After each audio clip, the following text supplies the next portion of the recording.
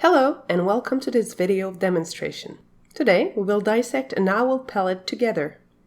So first, what do we need for this? It's simple, a pair of tweezers, an owl pellet, and a spray bottle filled with water.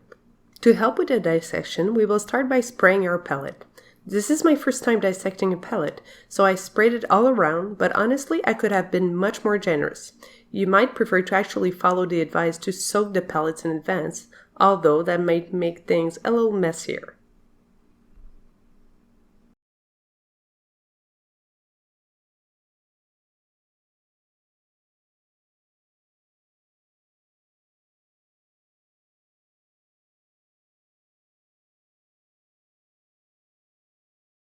So after letting the water soak into the pellet, let's begin the dissection. One of the first tips I have is that if it's quiet in the room, you're going to hear the bones following your workstation. Sound is another way to help you find the bones in the pellet, especially the tiny bones which are harder to see.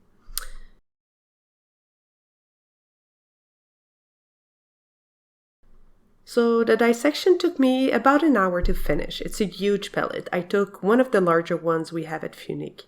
The advantage of a larger pellet, obviously, is that you have more bones. I had a total of 3 rodents in the pellet I selected, and that's why this took so long. I would honestly recommend to opt for a medium-sized one for younger kids, or plan splitting the session into 2 shorter ones. But the advantage of a big pellet comes when you have to reconstruct a skeleton, unless you have different animal species, of course, which would make it harder.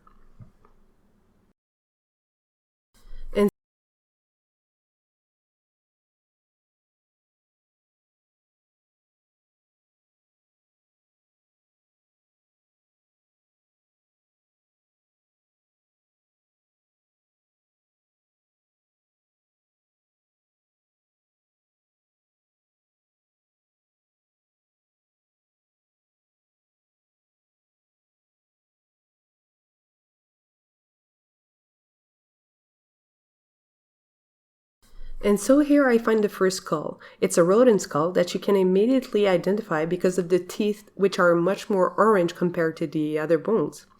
Why is the enamel of rodent teeth orange? It's because it contains iron, so rodent teeth have some metal embedded in their enamel. It's not because they don't brush their teeth.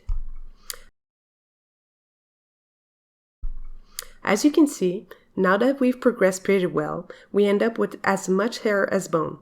The hairs, I don't recommend doing anything with them, just throw them away.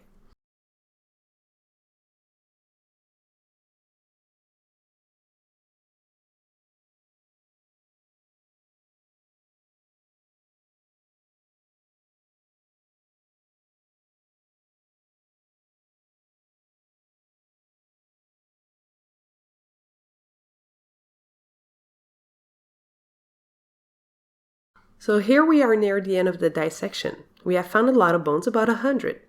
Since we have 3 skulls, we can say that these bones could be divided by 3 for each animal. Obviously, I could have spent even more time looking for the mini bones, which are often the bones of the fingers and toes, called phalanges.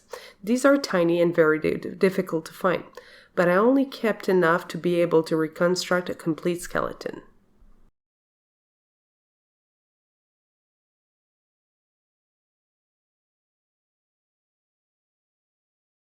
So here you see the final result of the bone treasure hunt in the pellet. You can see the 3 skulls, and I have a large number of bones that we're going to try to identify and put together.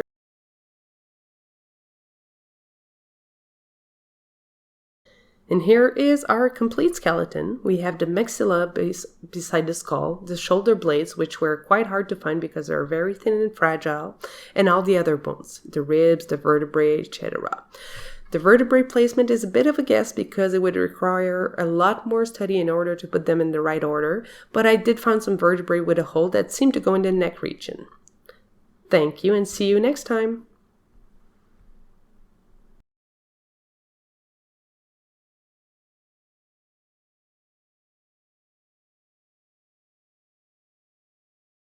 Thank you and see you next time!